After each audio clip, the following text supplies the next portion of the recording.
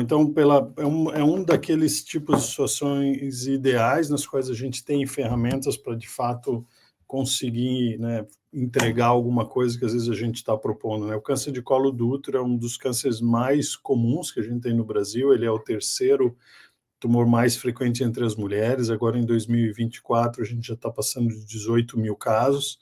Então, assim, é uma doença bastante frequente.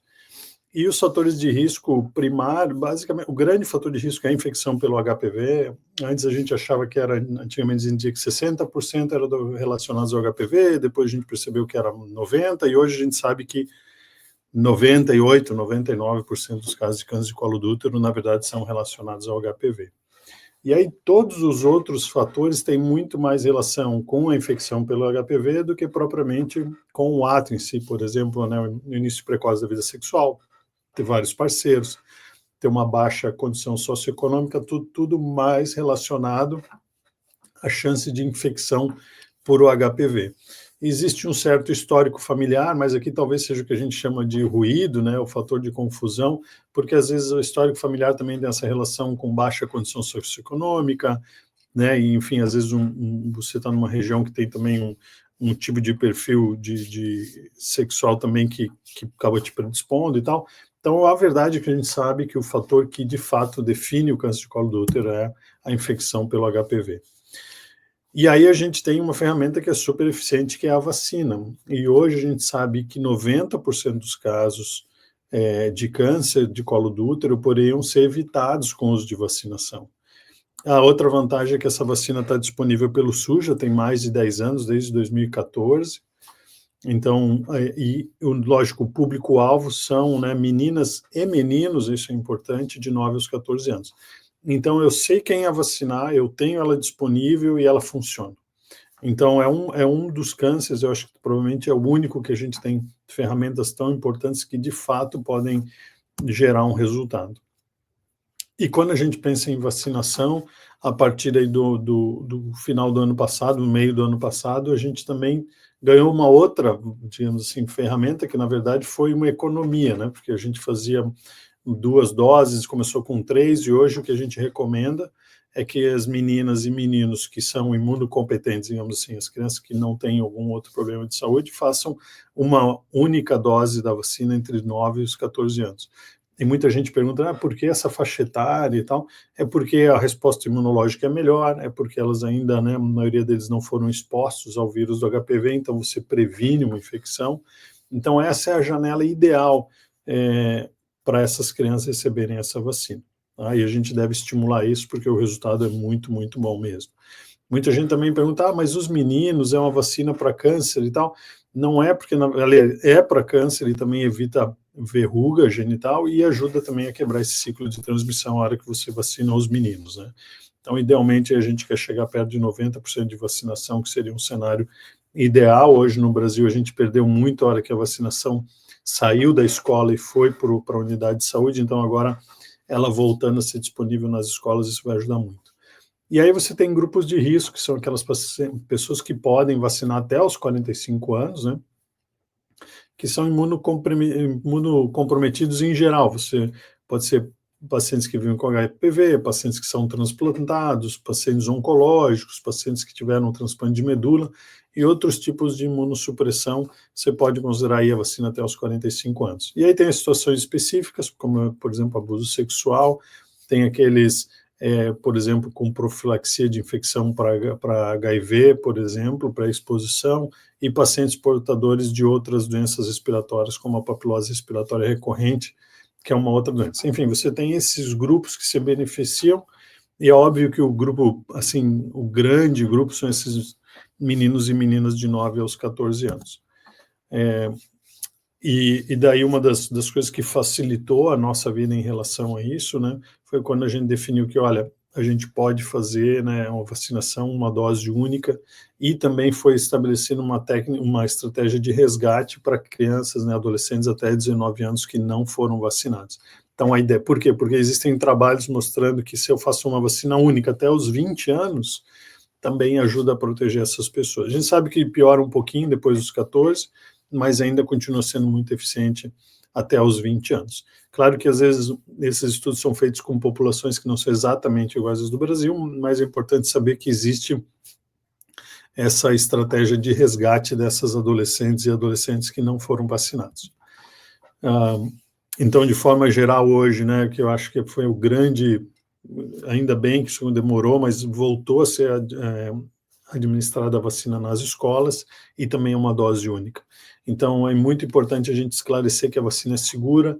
Teve algumas reações em 2014 que eu diria que chamaria assim até um pouco mais de histeria e outras coisas que aconteceram e que gerou uma situação que tirou das escolas, e agora, assim, até um pedido que eu faço a todo mundo que trabalha com imprensa e com comunicação, muito cuidado com essas reações, às vezes muito acaloradas, com reações a hora que você vacina adolescentes. Os adolescentes são muito sugestionáveis, eles são muito suscetíveis a estresse, então, às vezes, uma situação, a vacina acaba sendo, digamos assim, o fator desencadeante de algum estresse emocional que está somado e tal, então tem que tomar muito cuidado. Além disso, podem acontecer reações a vacinas ou a qualquer tipo de medicação, você pode ter uma reação, é preciso tomar cuidado para não criar um cenário, às vezes, por causa de uma situação isolada, voltar à vacinação por posto de saúde. Hoje a gente sabe que as pessoas prezam muito por conveniência, então é muito conveniente que seja na escola, a hora que botou de volta no posto de saúde, sobrou vacina no Brasil, porque as pessoas, adolescentes, levam um adolescente no posto de saúde, a maioria dos pais já passou aquela fase da infância de levar para vacinar e tal, os adolescentes não vão, né, sabe como é que é, então é melhor a gente tomar cuidado para os grupos que são imunossuprimidos, no geral são 3 doses, então não vou entrar nos detalhes, né, mas são 3 doses de vacina. Outra coisa que é muito importante é não esquecer que, enfim, a gente está vacinando, né, essas pessoas e esse resultado a gente vai ver daqui 10, 20 anos, 30 anos. A gente ainda tem todas as mulheres do Brasil que não foram vacinadas, é muito importante estimular a coleta do material, esse é um dos pilares aí do programa até da OMS, que a ideia é rastrear as mulheres aí de 35 a 45 anos, porque são as faixas mais incidentes, né? E lembrar que o preventivo ele é gratuito no Brasil, ele está disponível, embora a gente recomende ali dos 25 a 64 anos, a gente acaba fazendo em pacientes mais idosas também, né? Porque ele é muito eficiente para fazer diagnóstico precoce ou até lesão pré-cancerígena para você tratar. Tem que lembrar que ele tem uma taxa de falso negativo, que é aquele paciente que tem câncer e o exame dá negativo, por isso que ele não é um exame tão seguro quanto o HPV-DNA, que foi liberado ano passado, que analisa e encontra o DNA do vírus e é um exame mais preciso. Mas ainda assim é o exame que a gente tem mais disponível e deve ser feito e sempre analisado aí por um profissional. Claro que a gente tem muitas barreiras no Brasil, né? Não preciso nem explicar todas elas, né? Todas essas desigualdades regionais, socioeconômicas, né? E alguns problemas do próprio sistema. Mas eu diria que, no geral, a maioria das pessoas tem acesso e, às vezes, o que falta um pouquinho a gente educar melhor e falar mais sobre isso. Existem várias estratégias para você ajudar essas populações vulneráveis também, não vou entrar na discussão, acho que todo mundo sabe, mas quando eu comparo também o investimento que eu preciso fazer para essas populações, cada vez mais fica claro que o importante é vacinar, porque vacinar é muito mais barato e vai fazer com que eu economize muito dinheiro lá na frente. Né? Tem as outras coisas que estão sendo integradas no sistema, o HPV-DNA, telemedicina, usar aplicativos e outros sistemas. O Brasil, no geral, é muito suscetível a adotar as tecnologias, assim, né? A questão de telefone celular, de aplicativo, o brasileiro é muito conectado, então isso também é uma coisa que a gente precisa estimular e o jovem é muito suscetível a isso. Acho que, no geral, o Brasil tem boas políticas públicas, está disponível a vacina, é a melhor opção que a gente tem um rastreamento que é universal, ele é gratuito, é claro que tem uma questão de acesso, né, que a gente sabe, e, de forma geral, o tratamento do câncer de colo do útero, ele é integral. Agora, integral é com aspas, porque agora a gente começou a ver novos tratamentos chegando que o SUS não tem acesso. Então, também é preciso entender que esse custo do tratamento oncológico, ele continua crescendo, a gente fala em toxicidade financeira, e ele vai continuar crescendo, isso é inexorável, não tem como muito escapar disso. Quanto mais as pessoas viverem, mais tratamento a gente vai precisar, né? Mais custo vai ser agregado. Mas a gente precisa pensar em formas de melhorar isso no médio e longo prazo. Para finalizar, aí é só para ter uma ideia do impacto da vacinação, se estima que o Brasil possa economizar 100 milhões de reais por ano se vacinar meninos e meninas de forma apropriada, né? Lógico que esse impacto vai aparecer daqui 20 anos, ele não aparece hoje, né? Para cada real gasto em vacina, se estimula que se possa economizar 3,50, e esse é um gasto grosseiro, porque ele compara tratar pessoas com evitar a doença, né? Aquele grupo dá vacina para 1.000 pessoas e evitar tratar 4 ou 5.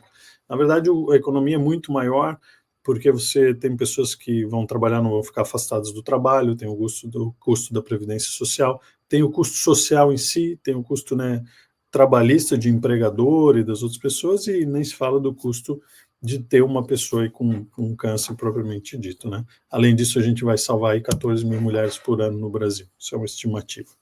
Isso é um compromisso coletivo, não é uma coisa que a gente pode fazer sozinho, então as pessoas precisam se envolver, a comunidade é muito importante, né? A gente precisa acolher e explicar e estimular essa questão da vacinação.